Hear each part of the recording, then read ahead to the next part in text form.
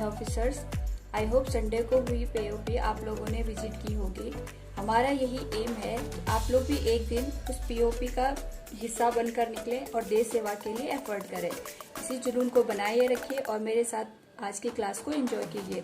सबसे पहले आज का कोटेशन लिखा है, don't let yesterday take up too much of today. इसका मतलब ये हो गया, कई बार क्या होता है कि हम अपने गोल को या फिर अपना जो टाइम टेबल हमने सेट किया है उसको अचीव नहीं कर पाते हैं। तो इससे क्या होता है, हमारा पूरा दिन वही सब सोचने में वेस्ट हो जाता है और धीरे धीरे करके हमारी फ्रस्ट्रेशन बढ़ने लगती है। तो आपको क्या करना है, कल का जो भी टाइम टेबल या फिर जो भी आपके पास टाइम वेस्ट हुआ है उसको आपको छोड़ देना है। बस आपको फोकस कहाँ करना है, आज पे। तो उससे क्या हो जाएगा, वरना आपके पास आज का टाइम भी आपका वेस्ट हो जाएगा। ठीक है, तो focus on today and start your preparation and get ready for competition. तो लास्ट क्लास में मैंने आपको जो भी टॉपिक कराए थे, आई होप आप लोगों ने रिवाइज कर लिए होंगे। आज का बहुत ही इंपॉर्टेंट टॉपिक हम यहाँ पे डिस्कस करने वाले हैं। इससे बहुत ज्यादा क्वेश्चन आपके एनडीए में पूछे गए हैं। तो आज का टॉपिक है आपके पास रॉक्स एंड इट्स क्लासिफिकेशन। ठीक है, तो सबसे पहले यहाँ पे क्वेश्चन ये आता है कि आपके पास रॉक्स होती क्या है। ठीक है, रॉक्स का मतलब क्या होता है, तो व्हाट इज रॉक। सबसे पहले आप डेफिनेशन देखते हैं, फिर मैं उसको समझाती हूँ इसका मीनिंग क्या है। What is rock, upper part of mantle and whole crust which is a collection of minerals. ठीक है, अब देखिए रॉक का मतलब क्या होता है। आपको मैंने लास्ट क्लास में जो भी अर्थ के डिफरेंट पार्ट को डिस्कस किया था, क्या क्या थे वो जरा मेरे को बताइए। सबसे पहले आपके पास था यहाँ पे सबसे अपर मोस्ट पार्ट क्रस्ट, फिर उसके बाद मेंटल, उसके बाद हमने क्या पढ़ा था यहाँ पे कोर। इस तरीके से हमने स्ट्रक्चर आपको याद होगा। ठीक है, क्रस्ट, मेंटल एंड कोर। तो जो आपके पास क्रस्ट होता है, क्रस्ट का जो आपके पास सॉलिड पार्ट पोर्शन जो अपर पार्ट होता है, और मेंटल का यानी जो आपके पास सॉलिड पोर्शन होता है। मैंने आपको बताया था ना, मेंटल के भी दो पार्ट होते हैं। तो मेंटल का और जो आपकी होल क्रस्ट होता है उसका जो भी सॉलिड पोर्शन होता है उसको हम क्या कहते हैं, रॉक कहते हैं। ये तो आपके पास एक डेफिनेशन होगी। आपको मैंने एक प्रैक्टिकल बेसिस पे इसको आप रिलेट करके दे सकते हो। ठीक है, दूसरा मैंने आपको क्या बताया, it is a collection of minerals. जो आपकी रॉक्स होती है उनमें बहुत सारे आपको क्या मिलते हैं, मिनरल्स मिलते हैं। ठीक है, इसीलिए जो माइनिंग वगैरह का काम है वो बेसिकली कहाँ होता है, आपके रॉक के अंदर ही होता है। इसीलिए बहुत इंपॉर्टेंट पार्ट आपके पास बन जाता है। तो रॉक समझ गए आप लोग, upper part of mantle and whole crust which consist a collection of minerals. उसके पास क्या होता है, मतलब रॉक के अंदर क्या होता है, बहुत सारे मिनरल्स का क्या होता है, एक तरीके से कलेक्शन होता है। ठीक है, अच्छा, अब जो आपके पास ये रॉक बनी होती है ये कौन कौन से मटेरियल से मिलके बनी होती है। मैंने ये तो बता दिया मिनरल्स होते हैं, लेकिन इसमें आपके पास जो कंपोजिशन होता है, जैसे आपकी बॉडी का बनी होती है, डिफरेंट पार्ट्स होते हैं बॉडी में, वैसे ही रॉक के अंदर जो एलिमेंट होते हैं वो मेजर एलिमेंट आपका पूछा जाता है एग्जाम में कि किसका परसेंटेज सबसे ज्यादा है। ठीक है, तो what are the major elements in rocks. अब देखिए यहाँ पे सबसे जो आपके पास मेजर एलिमेंट है, हमने उसका यहाँ पे आपको डिस्क्रिप्शन दिया है। तो यहाँ पे आपके पास सबसे जो ज्यादा आपके पास रॉक्स में मिलता है वो मिलता है ऑक्सीजन, और कितना मिलता है, 46.6%। ठीक है, सबसे ज्यादा रॉक्स में क्या मिलता है आपका, ऑक्सीजन। उसके बाद मिलता है सिलिकॉन। ऑक्सीजन से तो आप लोग सब वाकिफ है। ठीक है, दूसरा क्या मिलता है आपका, सिलिकॉन। अच्छा, सिलिकॉन आपके पास क्या होता है, जो आपके पास रिवर्स होती है, रिवर्स के किनारे सैंड होती है, उसमें आपने देखा होगा शाइन सा होता है। ठीक है, उसको हम क्या कहते हैं, सिलिकॉन। इसका यूज कहाँ पे किया जाता है, आपने सिलिकॉन वैली सुना होगा। इसका यूज हम ज्यादातर इलेक्ट्रॉनिक्स इक्विपमेंट बनाने के लिए करते हैं। ठीक है, इसीलिए वो थोड़ा आपके पास सस्ता पड़ता है। ठीक है, और इसी वजह से जो आपके पास इलेक्ट्रॉनिक्स इक्विपमेंट है आज के टाइम पे टेक्नोलॉजी की वजह से वो आपको इतने सस्ते रेट पे मिल जाते हैं। ठीक है, तो सबसे पहले मैंने क्या बताया, ऑक्सीजन, बहुत इंपॉर्टेंट क्वेश्चन पूछा जाता है। दूसरा सिलिकॉन, थर्ड मिलता है आपका एल्यूमिनियम, और फोर्थ नंबर पे आपके पास आता है आयरन। ठीक है, अब आप इससे कंफ्यूज मत होना कि मैं यहाँ पे एटमॉस्फेयर में जो कंपोजिशन होता है उसकी बात बता रही हूँ, नहीं। आपके पास जो रॉक्स होती हैं, मैं अभी हम किसकी बात कर रहे हैं, लिथोस्फीयर। अभी हम जो अर्थ के जो सरफेस होती है हम उसकी बात कर रहे हैं यहाँ पे। ठीक है, हम एटमॉस्फेयर की बात नहीं कर रहे हैं। तो ऑक्सीजन आपके पास होता है 46.6%, सिलिकॉन होता है 27.7%, एल्यूमिनियम होता है आपके पास 8.1%, और आयरन होता है 5%। इसका सीक्वेंस आपको ध्यान रखना है। ठीक है, अच्छा, तो अब आपके पास ये हो गया रॉक्स, उसमें जो आपके पास मेजर कंपोजिशन होता है वो भी हमने समझ लिया। नेक्स्ट इसमें आता है classification of rocks. Classification of rocks का मतलब क्या हो गया, आपके पास जो रॉक्स हमें अर्थ पे मिलते हैं तो क्या वो एक जैसी है या फिर उनमें कुछ अलग अलग हमें वैरायटी देखने को मिलती है। तो हमने क्या किया, रॉक को 3 कैटेगरी में डिवाइड किया यहाँ पे। रॉक को कितनी कैटेगरी में हम डिवाइड कर देते हैं? 3 कैटेगरी में। सबसे पहला आता है इग्नियस रॉक, दूसरा आता है सेडिमेंट्री रॉक और तीसरा आता है मेटामॉर्फिक रॉक। ठीक है, igneous rock, sedimentary rock, metamorphic rock. सबसे पहला आता है इसमें आपका इग्नियस रॉक्स। ठीक है, तो ये आपके पास क्या होता है 95% ऑफ लिथोस्फीयर। अब मैंने आपको अगर आपको याद हो, हमने इंटरनल स्ट्रक्चर को डिफरेंट पार्ट्स में डिवाइड किया था, याद होगा आपको, लिथोस्फीयर। ठीक है, इसके अलावा मैंने 2 और आपके पास यहाँ पे क्लासिफिकेशन बताए थे, आप लोग उनके नेम मुझे कमेंट बॉक्स में जरूर मेंशन कीजिएगा। तो मैंने क्या बताया, यहाँ पे होता है आपके पास इग्नियस रॉक्स। सबसे बेसिक जो आपके पास सबसे फंडामेंटल रॉक्स होती है वो आपकी इग्नियस रॉक्स ही होती है सारी की। जो आपके पास सेडिमेंट्री रॉक हो गई और मेटामॉर्फिक रॉक हो गई, वो भी किससे मिलके बनी होती है? वो आपके इग्नियस का ही एक आपके पास क्या होता है, अपग्रेडेड वर्जन होता है। तो सबसे जो बेसिक जो प्राइमरी आपके पास रॉक्स होती हैं वो होती हैं आपकी इग्नियस रॉक्स। अगर क्वेश्चन ये पूछा जाएगा which of the following are primary और बेसिक रॉक, तो आपका आंसर क्या होगा वहां पे? Igneous rocks. अब ये बनती कैसे है आपके पास? सबसे पहला वो question, forms due to volcanic eruption. ये आपकी किससे फॉर्म होती है? वॉल्केनिक इरप्शन से फॉर्म होती है। अब ये कैसे आपके पास होगा, इसको हम समझते हैं। जैसे आपको मैंने बताया था कि अर्थ के जो आपके पास क्रस्ट है, क्रस्ट के नीचे क्या मिलता है आपके पास? मेंटल। अभी हमने डिस्कस किया, आपको याद होगा ये वाला पोर्शन आपका सॉलिड होता है, लेकिन आपका जो मेंटल वाला पोर्शन होता है वो आपके पास कैसा पोर्शन होता है? सेमी सॉलिड पोर्शन होता है। अब उसकी वजह से क्या हो जाता है, ये जो आपके पास एक्सोजेनिक फोर्सेज होते हैं, एंडोजेनिक फोर्सेज होते हैं, ये मैंने लास्ट क्लास में भी डिस्कस किया था।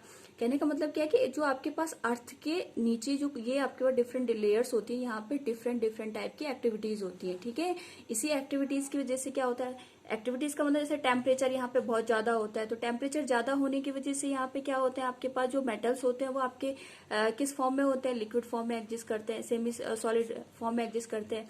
इससे उनकी एनर्जी क्या हो जाती है? इंक्रीज हो जाती है। टेम्परेचर ज्यादा होगा तो एनर्जी भी ज्यादा होगी। उसकी वजह से क्या होता है, ये आपका अपवर्ड डायरेक्शन में मोशन करने लग जाते हैं। अब क्या होगा, कुछ टाइम बाद क्या होगा, ये क्रस्ट को यहाँ पे ब्रेक करके बाहर निकल आएंगे। इसको हम इस एक्टिविटी को हम क्या कहते हैं? वॉल्केनो। ये आपका वॉल्केनिक इरप्शन हो गया। अब इसी वजह से आपके पास क्या होता है, जो ये मटेरियल जब तक मेंटल में होता है तब तक हम इसको क्या कहते हैं? मैग्मा। क्या कहते हैं इसको? मैग्मा। ये मैंने आपको बहुत बार डिस्कस किया। जैसे ही ये मटेरियल अर्थ के सरफेस पे आता है, टेम्परेचर क्या हो जाता है? यहाँ पे कम हो जाता है। टेम्परेचर कम होने की वजह से आपके पास जो ये लिक्विड स्टेट होती है वो धीरे धीरे करके किस में कन्वर्ट होने लग जाती है? सॉलिड स्टेट में कन्वर्ट होने लग जाती है, और वो यहाँ पे आके डिपॉजिट हो जाती है। यानी वो आपके पास एक तरीके का इस तरीके माउंटेन लाइक स्ट्रक्चर बन जाएगा, या फिर वो आपके पास यहाँ पे एक लेयर सा बना लेगा। ठीक है, तो अब जो आपके पास ये माउंटेन लाइक स्ट्रक्चर बना, इसी को हम क्या कहते हैं? यहाँ पे इग्नियस रॉक कहते हैं। ये बात आपको समझ में आ गई होगी। तो इग्नियस रॉक कैसे बनती है? आपके वॉल्केनिक इरप्शन से। वॉल्केनिक इरप्शन क्यों होते हैं आपके पास?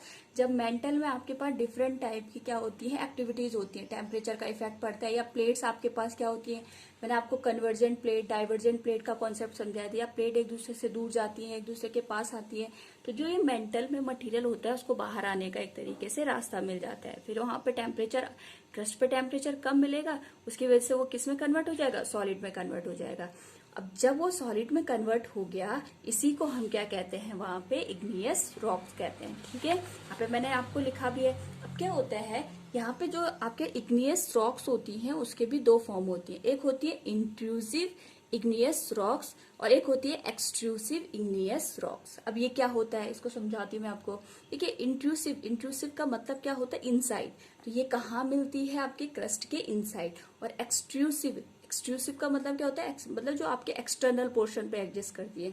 एक्सट्रूसिव इग्नियस रॉक ये कहाँ मिलती है? Outside the crust. कहने का मतलब क्या है, मैंने क्या बताया? 2 फॉर्म्स होती है, एक होती है इंट्रूसिव, एक होती है एक्सट्रूसिव। मैं इसको समझाती हूँ आपको मैंने अभी क्या समझाया कि जो आपके पास मेंटल है, यहाँ से आपके पास देखिए, इसके मैंने फिर से 3 पार्ट कर दिए। ये हो गया आपका क्रस्ट, ये हो गया मेंटल, और ये हो गया आपके पास कोर। इस तरीके से आपके पास ये इंटरनल स्ट्रक्चर हो गया।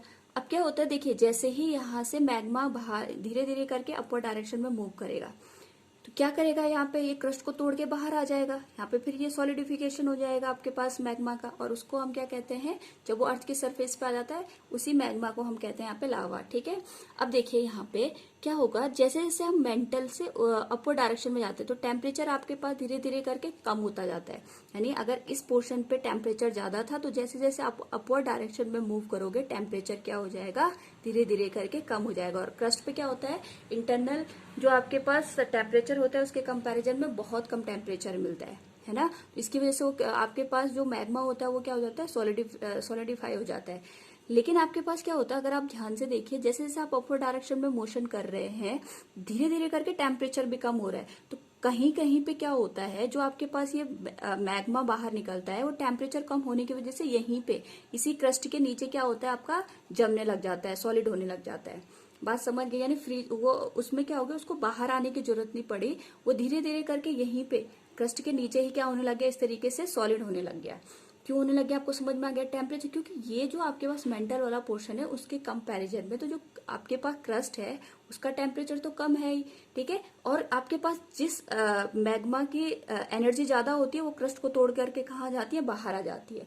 तो एक तो आपके पास यहाँ पे जो मटेरियल था वो बाहर आ गया, क्रस्ट के ऊपर आ गया, यानी यहाँ पे आपके पास एक्सटर्नल पोर्शन में आ गया। उससे जो रॉक बनी उसको हम क्या कहते हैं यहाँ पे, एक्सट्रूसिव, ठीक है।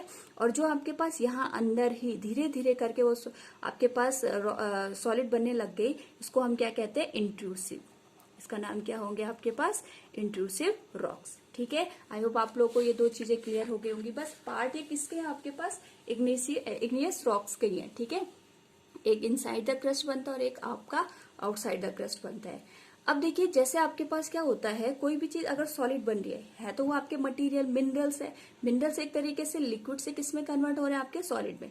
अब आप सोचिए, आपके पास दो कंडीशन है, एक तो आपके पास कोई भी जो लिक्विड है वो एक तो फास्ट आपके पास क्या हो गया, सॉलिड बन गया।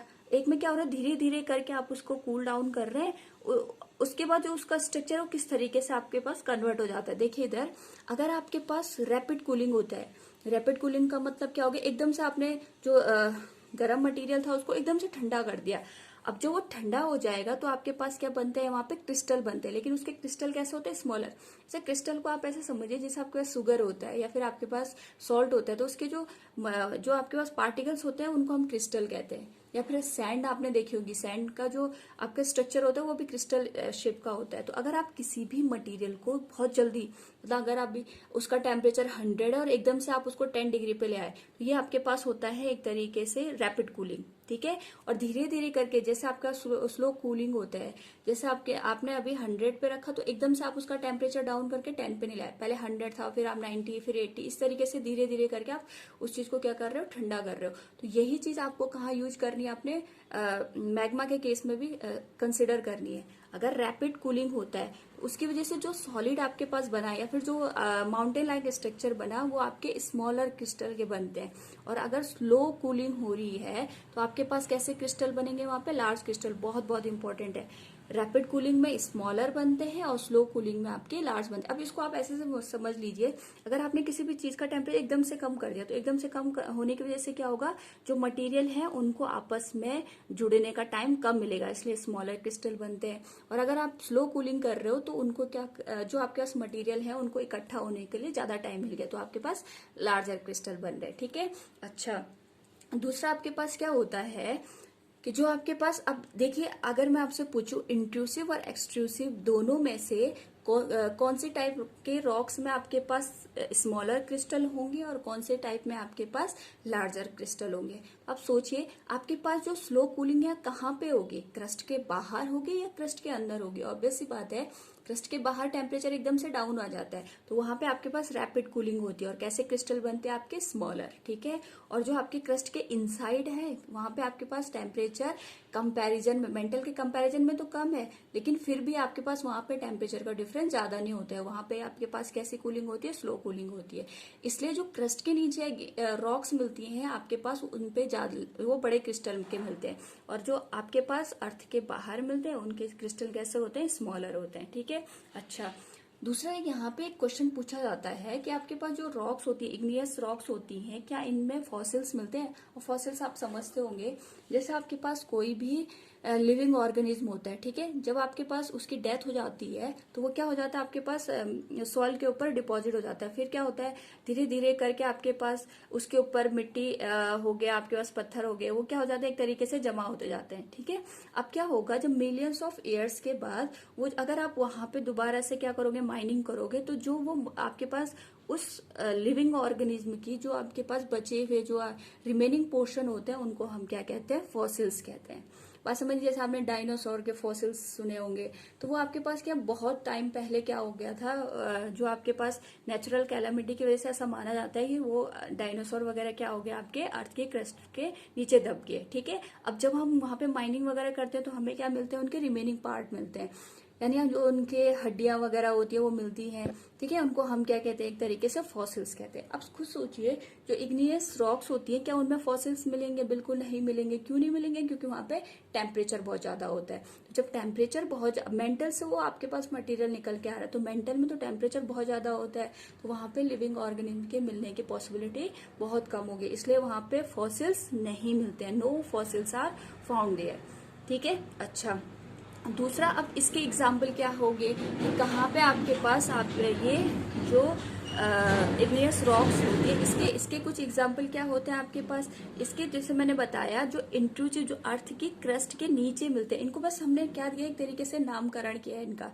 कि जो क्रस्ट के नीचे मिलती है उन्हें हम कहते हैं इंट्रूसिव। तो इंट्रूसिव में आपके पास एग्जाम्पल आता है ग्रेनाइट का, ठीक है। और जो आपके पास क्रस्ट के बाहर जो रॉक्स मिलती हैं, उसका एग्जाम्पल आ गया बासाल्ट, बहुत बहुत इंपॉर्टेंट है।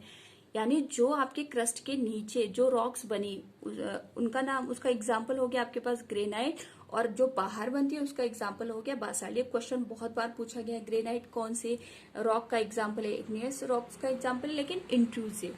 ग्रेनाइट आपका इंट्रूसिव है, बासाल्ट आपका एक्सट्रूसिव है, ठीक है। अच्छा, इसके अलावा एक दो और है जिसको आपको ध्यान रखना है, ठीक है, लेकिन उसमें से ग्रेनाइट और बासाल्ट तो बहुत, मतलब ये आपको माइंड में फिट होने चाहिए, ठीक है।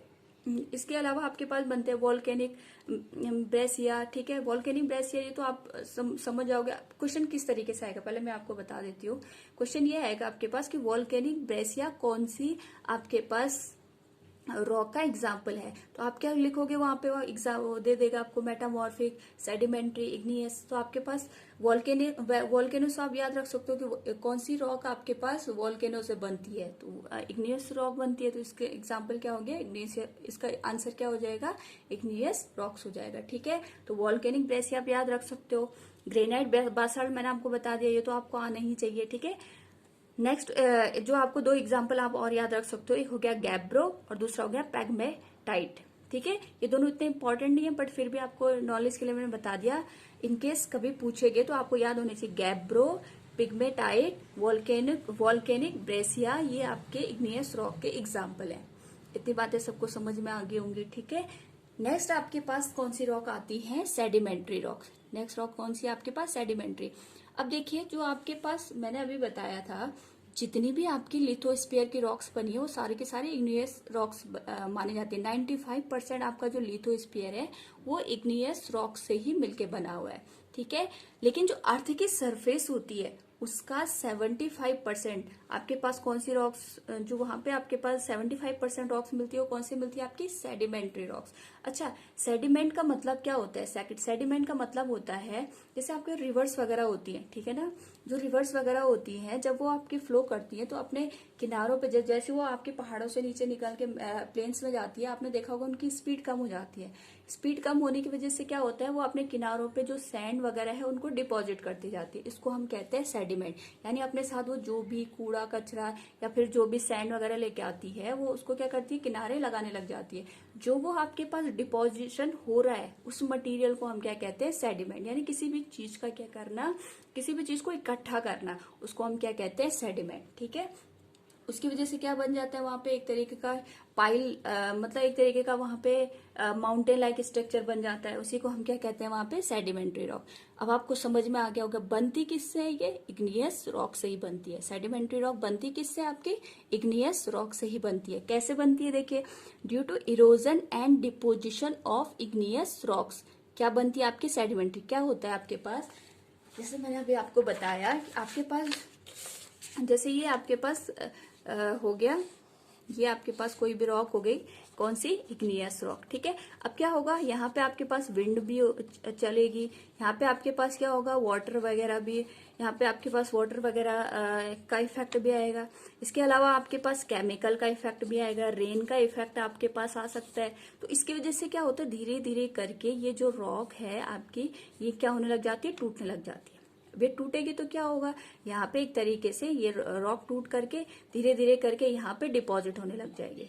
डिपॉजिट होगी तो क्या होगा, ये तो आपकी मेन इग्नियस रॉक थी। अब जब डिपोजिशन होगा डिफरेंट विंड का इफेक्ट की वजह से, केमिकल की वजह से, रेन की वजह से, तो जब ये डिपोजिशन होगा तो इसी डिपोजिशन की वजह से जो रॉक बनती है उनको हम क्या क्या कहते हैं यहाँ पे, सेडिमेंट्री रॉक। वो रॉक कौन सी हो जाती है आपके पास, सेडिमेंट्री। सेडिमेंट्री रॉक समझ गए आप लोग, ड्यू टू इरोजन। किसका इरोजन हो रहा है, ठीक है, आपके पास जो इग्नियस रॉक था उसका इरोजन हो रहा है। इरोजन होने के बाद वो इकट्ठा होगा, डिपोजिशन होगा, ठीक है, उसकी वजह से कौन सी रॉक बनती है आपकी, सेडिमेंट्री रॉक, ठीक है। दूसरा, transported by exogenic agents and consolidated debris. मैंने आपको समझा दिया है, थोड़ा हार्ड लैंग्वेज है, बस आपको समझ में आ गया होगा। एक्सोजेनिक एजेंट्स का मतलब विंड हो गया, रेन हो गया, डिफरेंट टाइप के केमिकल्स हो गए, उनकी वजह से आपके पास क्या होती है, जो इग्नियस रॉक्स होती हैं उनका कन्वर्जन हो जाता है किसमें, सेडिमेंट्री रॉक में, ठीक है। अच्छा, नेक्स्ट आपके पास यहाँ पे क्या लिखा है, different methods are use to form sedimentary rock. अब क्या होता है, मैंने आपको बताया कि जैसे केमिकल का इफेक्ट पड़ सकता है, रेन का इफेक्ट पड़ सकता है, प्रेशर का इफेक्ट पड़ सकता है। इसकी वजह से क्या हो जाता है, आपके पास जो रॉक्स होती हैं उनका फॉर्म क्या हो जाता है, चेंज हो जाती है, यानी वो इग्नियस से किसमें कन्वर्ट हो जाती है, सेडिमेंट्री में। अब आपको यहाँ से थोड़ा इसको याद रखना है कि किस टाइप के चेंजेस की वजह से आपके पास सेडिमेंट्री रॉक बनती है, ठीक है। जैसे ऑर्गेनिकली फॉर्म्ड रॉक। अब ऑर्गेनिकली का मतलब क्या हो गया, जैसे लाइमस्टोन, कोल, पेट्रोलियम, सैंडस्टोन, ये आपके पास ऑर्गेनिकली फॉर्म्ड रॉक है। कहने का मतलब क्या हो गया, जैसे मैंने आपको क्या बताया, यहाँ पे अगर आपके पास सपोज दैट ये इग्नियस रॉक्स हो गई, कौन सी रॉक हो गई, इग्नियस रॉक्स हो गई। अब इसमें क्या होगा, आपके पास धीरे धीरे करके सपोज दैट इरोजन हुआ, इरोजन होने की वजह से ये टूट करके यहाँ पे इसने क्या बना दिया, अपने डिपोजिशन करना स्टार्ट कर दिया। अब क्या होगा, जैसे डिपोजिशन हो गया तो सपोज दैट कुछ टाइम के बाद यहाँ पे आपके पास प्लांट्स हो गए, एनिमल्स हो गए, ये ग्रो करने लगे, ठीक है। अब क्या हो गया आपके पास, फिर कुछ ऐसी कंडीशन बनी, ये जो प्लांट एनिमल है इनकी डेथ हो गई, डेथ होने के बाद ये कहाँ आ जाएंगे, आपके पास इस मिट्टी के ऊपर आ जाएंगे। धीरे धीरे करके प्लांट और जो ये डेड प्लांट और एनिमल्स है इनके ऊपर भी क्या हो जाएगा, डिपोजिशन होने लग जाएगा। तो क्या हो गया, एक तरीके पहली लेयर थी, फिर वहां पे आपके पास प्लांट और एनिमल की लेयर आ गई, फिर उसके ऊपर दूसरी लेयर आ गई किसकी, आपके सॉइल वगैरह की। तो एक तरीके से क्या होगा, इस टाइप के जो आपके पास देखिए, ये पार्ट किसका बने, आपका रॉक का ही पार्ट बने। तो इस टाइप की जो आपके पास रॉक बनती है उनको हम कहते हैं ऑर्गेनिकली फॉर्म्ड रॉक, ठीक है। अब इसके एग्जाम्पल क्या है, आपके लाइमस्टोन। लाइमस्टोन आपने समझ गए होंगे, ठीक है, जो चूना पत्थर होता है आपके पास, लाइमस्टोन हो गया। दूसरा कोल, पेट्रोलियम और सैंडस्टोन। कोल पेट्रोलियम समझ गए आप, जो आपने पढ़ा भी होगा साइंस में कि जो आपके कोल पेट्रोलियम होते हैं वो हमें किससे मिलते हैं, ये हमें फॉसिल से मिलते हैं। और फॉसिल्स कहाँ मिलेंगे आपके, ऑब्वियस सी बात है सेडिमेंट्री रॉक के अंदर मिलेंगे, ठीक है। जो कोल पेट्रोलियम है वो आपके सेडिमेंट्री रॉक के अंदर आते हैं, इसका एग्जाम्पल माने जाते हैं। दूसरा आपके पास आता है यहाँ पे केमिकली फॉर्म, यानी केमिकल की वजह से आपके पास जो इग्नियस रॉक है वो किस तरीके से कन्वर्ट हो जाती है। देखिए इधर मैंने क्या लिखा है, केमिकली फॉर्म, जैसे चौक हो गई, जैसे आपके पास चौक होती है, चौक जिसका यूज हम लिखने के लिए करते हैं, ठीक है ना, व्हाइट बोर्ड पे या फिर आपके पास ब्लैक बोर्ड पे। तो चौक जो आपके पास होती है वो भी आपके पास सेडिमेंट्री रॉक। अब ऐसे नहीं होती आपके पास चौक को हम क्या करते हैं, फैक्ट्री में जाके बनाते हैं, उसकी क्या होती है, माइनिंग होती है, फिर वो उस पर क्या करते हैं, उसको स्ट्रक्चर वगैरह देते हैं, उसके बाद हम उसे यूज करते हैं। लेकिन बेसिकली ये आपकी सेडिमेंट्री रॉक का एग्जाम्पल हो गया। दूसरा जिप्सम हो गया और तीसरा आपका सॉल्ट रॉक हो गया। सॉल्ट रॉक आपके पास होता है, अब आपको सॉल्ट तो आपके पास ओशियंस वगैरह में मिलता है, नहीं, जो आपके पास ओशियंस वगैरह में मिलता है वो आपके पास अलग टाइप का सॉल्ट होता है। लेकिन आपके पास कुछ जो नमक होता है आपके पास, या कुछ सॉल्ट होता है वो आपको रॉक्स वगैरह से भी मिलता है। जैसे अगर आप हिमाचल प्रदेश वगैरह में जाओगे तो वहां पे आपके पास क्या होता है, जो वहां पे जो रॉक्स होती हैं वहां पे माइनिंग करके क्या निकालते हैं, आपके सॉल्ट रॉक निकालते हैं। आपने सुना होगा जैसे फास्ट वगैरह होता है लोगों का, तो वो क्या करते हैं आपके पास सेंधा नमक का यूज करते हैं। वही सेंधा नमक आपके पास क्या है, जो नमक आपका कहाँ से निकला है, रॉक से निकला है, उसको हम क्या कहते हैं यहाँ पे सॉल्ट रॉक कहते हैं। तो वो आपके पास किसका एग्जाम्पल हो गया, सेडिमेंट्री रॉक का एग्जाम्पल हो गया। इतनी बात सबको समझ में आ गई। दूसरा क्या होगा, अब यहाँ पे क्या हुआ होगा ना, वो जो आपके पास इग्नियस रॉक है उस पर केमिकल का इफेक्ट हुआ। केमिकल के इफेक्ट की वजह से वो आपके पास जो भी कन्वर्ट होके रॉक बनी उसे हमने क्या कर दिया, केमिकली फॉर्म्ड सेडिमेंट्री रॉक। ठीक है। दूसरा क्या, नेक्स्ट क्या आपके पास, मैकेनिकली फॉर्म्ड रॉक। आपको ये सारी रॉक के नाम याद रखने हैं। ठीक है, भले आप ये याद मत रखो कि कैसे बनी, बट एग्जाम्पल के लिए आपको ये ध्यान रखना है कौन सी रॉक किस कैटेगरी में आती है। नेक्स्ट आपके पास आता है मैकेनिकली फॉर्म्ड। मैकेनिकली फॉर्म्ड में आपके पास क्या आता है, एक आता है कॉन्ग्लोमेरेट, क्ले, शेल और लॉइस। इसका मतलब क्या हो गया, ये आपके पास कैसे बनती है, आपके पास जैसे विंड का इफेक्ट होता है या फिर आपका रेन का इफेक्ट होता है, उसकी वजह से आपके पास देखिए आपको मैंने क्या बताया कि जो भी आपके पास रॉक वगैरह होगी वो टूट करके छोटे छोटे टुकड़ों पे क्या हो जाएगी, कन्वर्ट हो जाएगी, और वो क्या करेगी आपके पास क्रस्ट के ऊपर जमा होती जाएगी। तो उसी से क्या बनती है, आपकी क्ले बनती है। इसका सबसे अच्छा एग्जाम्पल आपके पास मिलता है जो ब्लैक सॉइल होती है, जो कहाँ मिलती है, आपके इंडिया के डेक्कन, जो आपके पास साउथ वाला पोर्शन होता है वहां पे ब्लैक सॉइल मिलती है। वो ब्लैक सॉइल आपके पास किसकी वजह से मिला है, जब इग्नियस रॉक में क्या होता है, इरोजन हो जाता है और वो क्या होता है, डिपॉजिट हो जाता है क्रस्ट के ऊपर। उसी ब्लैक सॉइल में बहुत सारे मिनरल्स मिलते हैं और उसी की वजह से उसमें हम क्या ग्रो करते हैं, कॉटन। जो कॉटन आपके पास जो कॉटन की खेती होती है ना, उस पर आपके पास क्या होता है, उसका बहुत मेजर रोल होता है। ठीक है ना, तो वो भी आपके पास किसका एग्जाम्पल हो गया, सेडिमेंट्री रॉक का एग्जाम्पल हो गया। आई होप आप लोगों को इतना समझ में आ गया होगा। ये सारी रॉक के नेम आपको ध्यान रखने हैं। ठीक है, कॉन्ग्लोमेरेट, क्ले, शेल और लॉइस। ये यहाँ पे शेल और लॉइस ये आपको बहुत ही ज्यादा एग्जाम में पूछे जाते हैं। ठीक है, एक ग्रेनाइट, बासाल्ट और ये आपके पास क्ले, शेल। अब हमें लगता है कि क्ले आपके पास क्या मिट्टी है, ये रॉक का पार्ट कैसा हो सकता है, लेकिन जिस क्ले में मिनरल्स तो मिलते हैं ना, इसलिए हम क्या मानते हैं, क्ले को भी रॉक का पार्ट मानते हैं। ठीक है, नेक्स्ट आता है आपके पास मेटामॉर्फिक रॉक। अब देखिए मेटामॉर्फिक का मतलब होता है जिसने अपना जो फॉर्म होता है वो एक्सटर्नल फोर्सेस की वजह से चेंज कर दिया। ठीक है, जिसने क्या कर दिया, आपके पास एक्सटर्नल एनवायरमेंट या एक्सटर्नल कंडीशन की वजह से जिसने अपने स्ट्रक्चर बदल दिया है। अब देखिए इसमें आपके पास मेटामॉर्फिक रॉक्स क्या होती है, देखिए इग्नियस रॉक से भी बन सकती है और आपकी सेडिमेंट्री रॉक से भी बन सकती है। Due to the pressure, temperature, volume, the composition and texture of rock get change. अच्छा मैं इसको आपको ऐसे समझाती हूँ। आपने मार्बल का नाम सुना हो, मार्बल होता है ना, घरों में हम यूज करते हैं मार्बल, जब घर बनाते हैं मार्बल का यूज हम कहते हैं हमने मार्बल का फर्श लगाया है। तो आप देखिए अगर आप देहरादून साइड जाएंगे तो वहां पे आपके पास मार्बल के क्या मिलते हैं, माइंस, वहां पे मार्बल निकाला जाता है। अब आप एक मार्बल तो आप यहाँ से निकाल रहे हो, दूसरा मार्बल आपको किसी दूसरे प्लेस पे मिलेगा, तो हम कहते हैं ना कि देहरादून के मार्बल की क्वालिटी अच्छी है, या फिर आपके पास किसी दूसरे प्लेस के मार्बल की क्वालिटी उतनी अच्छी नहीं है। तो वो क्वालिटी का फर्क किसकी वजह से आता है, वो आता है प्रेशर की वजह से, टेम्परेचर की वजह से, वॉल्यूम की वजह से। तो जो आपके पास रॉक्स होती हैं उनका जो टेक्सचर है या उनका जो स्ट्रक्चर है वो क्या हो जाता है, एक तरीके से बदल जाता है। इतनी बातें सबको समझ में आ गई। ये थोड़ा आपके पास कॉम्प्लिकेटेड होता है समझना है, क्योंकि आपके पास सेडिमेंट्री और मेटामॉर्फिक में क्या होता है, बड़ा कंफ्यूजन होता है। तो मैंने आपको क्या बताया, जो आपके पास सेडिमेंट्री होती है उसमें तो डिपोजिशन हो रहा है, इसमें डिपोजिशन नहीं होता है। इसमें क्या होता है, आपके पास प्रेशर, बाहर के प्रेशर की वजह से या टेम्परेचर की वजह से, जैसे आपके पास देहरादून का क्लाइमेट कुछ और होगा तो किसी दूसरे प्लेस का क्लाइमेट कुछ और होगा, तो वही मटेरियल देहरादून में आपको अलग क्वालिटी का मिलेगा और किसी दूसरी जगह अलग क्वालिटी का मिलेगा। इस टाइप की रॉक को हम क्या कहते हैं, मेटामॉर्फिक रॉक। जब एक्सटर्नल इन जो आपके पास जो मैंने बताया प्रेशर, टेम्परेचर, वॉल्यूम, इसकी वजह से टेक्सचर में आपका चेंज आ जाता है। ठीक है, उसी को हम क्या कहते हैं, मेटामॉर्फिक रॉक कहते हैं। सिंपल से आपके पास एग्जांपल है। ठीक है, ये हार्डेस्ट रॉक होती हैं, सब तीनों में से सबसे हार्डेस्ट रॉक कौन सी होती है, आपकी मेटामॉर्फिक होती है, और इनमें भी आपका फॉसिल नहीं मिलता है।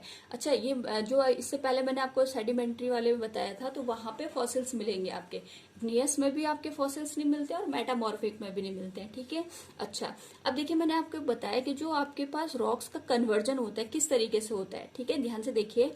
अभी मैंने आपको बताया था ग्रेनाइट, ग्रेनाइट याद है ना किस टाइप की रॉक है आपकी, ये आपके पास कौन सी रॉक हो गई, ये हो गई आपके पास इग्नियस रॉक। अब उसका आपके पास क्या होगा, प्रेशर की वजह से वो अपना क्या करेगा, फॉर्म को चेंज कर देगा और क्या बनाएगा, नेसिस। क्या बनाएगा, जी साइलेंट होता है यहाँ पे, ठीक है। क्या बनाता है, नियसिस। तो ग्रेनाइट कन्वर्ट होके क्या बनाएगा, आपका नियसिस बना देता है। ऐसे ही सैंडस्टोन होता है, ठीक है ना, जो बालू पत्थर आप जिसको कहते हो, जो सैंडस्टोन होता है वो आपके पास, ये बहुत ज्यादा एग्जाम में पूछा गया कि सैंडस्टोन का कन्वर्जन, मेटामॉर्फिक फॉर्म बताइए। तो सैंडस्टोन कन्वर्ट होके क्या बनाता है आपके पास, क्वारिजाइट बनाता है। क्या बनाता है आपका, क्वारिजाइट। ग्रेनाइट कन्वर्ट होके नियसिस बनाएगा, सैंडस्टोन कन्वर्ट होके क्वारिजाइट बनाएगा, ठीक है। शेल में भी मैंने बताया था आपके पास जो मैकेनिकली फॉर्म्ड होते हैं। शेल कन्वर्ट होके आपके पास क्या बनाता है, सिस्ट या स्लेट। स्लेट का यूज पहले करते थे बचपन में, जब बच्चों को लिखना सिखाया जाता था तो आपके पास क्या होता था, स्लेट आती थी। जैसे आपका व्हाइट बोर्ड होता है, उस पर आप ना लिखने के लिए जो आपके पास जैसे व्हाइट बोर्ड लाइक स्ट्रक्चर होता था, उस पर बच्चे लिखते थे, ठीक है। और चौक से लिखते थे या फिर उसको मिटा करके फिर दोबारा से उस पर लिखने का काम होता था। तो जो स्लेट बनती है वो आपके पास स्लेट कैसे बनी, जब शेल में प्रेशर का इफेक्ट पड़ा तो कन्वर्ट हो गई वो, ठीक है। कोई डिपोजिशन नहीं हुआ उसमें, क्या हो गया, उसका बिल्कुल उसका जो स्ट्रक्चर वगैरह वो चेंज हो गया। शेल कन्वर्ट हो गया किस में, शेल का कन्वर्जन किस में हो गया, आपका स्लेट में हो गया, ठीक है। ऐसे लाइमस्टोन, जैसे आपके पास चूना पत्थर हो गया, चौक हो गई। तो जब आपके पास चूना पत्थर जो आपके, अब देखिए कहीं पे आपके पास लाइमस्टोन मिलता है और कहीं पे आपके पास मार्बल मिलता है, तो क्या ऐसा कैसे हो गया कि कहीं पे आपके पास वही रॉक के अंदर लाइमस्टोन मिल रहा है और वही आपके पास दूसरी जगह पे आपके पास मार्बल मिल रहा है, क्योंकि दूसरी किसी जगह पे आपके पास प्रेशर और टेम्परेचर का क्या पड़ा होगा, फर्क पड़ा होगा। उसकी वजह से वो जो लाइमस्टोन है या चौक है वो किस में कन्वर्ट हो गया, आपका मार्बल में कन्वर्ट हो गया। इतनी बातें सबको समझ में आ गई। बहुत इंपॉर्टेंट ये आपको है, यहाँ पे आपको ध्यान रखना है। अच्छा, दूसरा नेक्स्ट है क्ले। क्ले भी किस में कन्वर्ट हो जाता है, आपका स्लेट में। और कोल जो है, कोल आपका कन्वर्ट होता है किसमें, एंथ्रासाइट में। आई होप यहाँ तक आपको सारी बातें क्लियर हो रही होंगी। थोड़ा टफ टॉपिक है लेकिन आपके पास यहाँ पे याद करने के लिए ज्यादा चीजें हैं, इसलिए आपको इसको बार बार, जितनी बार आप वीडियो देखेंगे उतनी बार आपको ये चीजें तब जाके क्लियर होंगी, ठीक है। तो मैं आपसे यही रिक्वेस्ट करूंगी कि जो भी मैंने आपको बताया कम से कम आपको 2 बार, एटलीस्ट 2 टाइम आपको इसको रिवाइज करना है। इतनी बातें सबको समझ में आ गई। एक बार मैं फिर आपको समझा देती हूँ। रॉक आपके पास होते हैं 3 टाइप के, igneous rock, sedimentary rock, metamorphic rock. Igneous rock आपकी वॉल्केनो से बनती है। इसके मेन एग्जांपल मैंने आपको क्या बता दिए, ग्रेनाइट और बासाल्ट। ग्रेनाइट आपके कहाँ मिलता है, इंट्रूसिव क्रस्ट के अंदर, और बासाल्ट कहाँ मिलता है, आपका एक्सट्रूसिव। उसके 2 एग्जांपल मैंने आपको और बता दिए थे, ठीक है। नेक्स्ट आपके पास होते हैं सेडिमेंट्री रॉक। सेडिमेंट्री रॉक क्या होता है, जब आपके पास इग्नियस में क्या होता है, बहुत सारे टाइप का इरोजन वगैरह होता है, तो उसकी वजह से जो डिपोजिशन होके रॉक्स बनती है उनको हम क्या कहते हैं, यहाँ पे सेडिमेंट्री रॉक। इसमें फॉसिल्स वगैरह मिलते हैं और ज्यादातर आपके पास जो भी मिनरल्स वगैरह होते हैं यही मिलते हैं। इसके एग्जांपल मैंने आपको बता दिए। जैसे मैकेनिकल जो ऑर्गेन से बनते हैं, आपके ऑर्गेनिक होते हैं, वो आपके पास होते हैं कोल, पेट्रोलियम, सैंडस्टोन, लाइमस्टोन, ठीक है। नेक्स्ट आपका केमिकली फॉर्म्ड है, वो आपके पास क्या है, एक तरीके से चौक हो गई, जिप्सम हो गया और सॉल्ट हो गया, ठीक है। केमिकली आप ध्यान रख सकते हो, जिप्सम, सॉल्ट और चौक, तीनों तो आपके पास चीजें। मैकेनिकली में आपको क्या याद रखना है, क्ले हो गया, कॉन्ग्लोमेरेट हो गया, शेल हो गए, लोएस हो गया, ठीक है। अब इसके बाद टेम्परेचर, प्रेशर और वॉल्यूम की वजह से जो आपके पास डिफरेंट टाइप की रॉक्स होती है वो अपना फॉर्म चेंज कर देती है। इसी को हम क्या कहते हैं, मेटामॉर्फिक रॉक कहते हैं। इनमें कोई फॉसिल्स नहीं मिलता है, हार्डेस्ट ये आपकी रॉक्स होती हैं, ठीक है। अब क्या होता है, इसकी एग्जाम्पल आपको इनका कन्वर्जन याद रखना है। ये सब ज्यादा ये वाला पोर्शन पूछा जाता है एग्जाम में। ग्रेनाइट का कन्वर्जन नियसिस में होता है, सैंडस्टोन का क्वारिजाइट में होता है, शेल का कन्वर्जन स्लेट में हो जाता है, लाइमस्टोन का मार्बल में, ये तो बहुत इजी है, क्ले का फिर स्लेट में, और कोल का एंथ्रेसाइट में। आपको ग्रेनाइट से याद रखना नियसिस, सैंडस्टोन से क्वारिजाइट। तो आप इसको 2 या 3 बार जरूर से रिवाइज कीजिए। नेक्स्ट क्लास में हम अर्थक्वेक वगैरह आपका डिस्कस करेंगे। तब तक मैं आपसे रिक्वेस्ट करती हूँ इस वीडियो को प्लीज आप 2 या 3 बार जरूर देखिएगा। कोई भी डाउट हो तो आप कमेंट बॉक्स में पूछ सकते हैं। तब तक के लिए ध्यान रखिए। Thank you.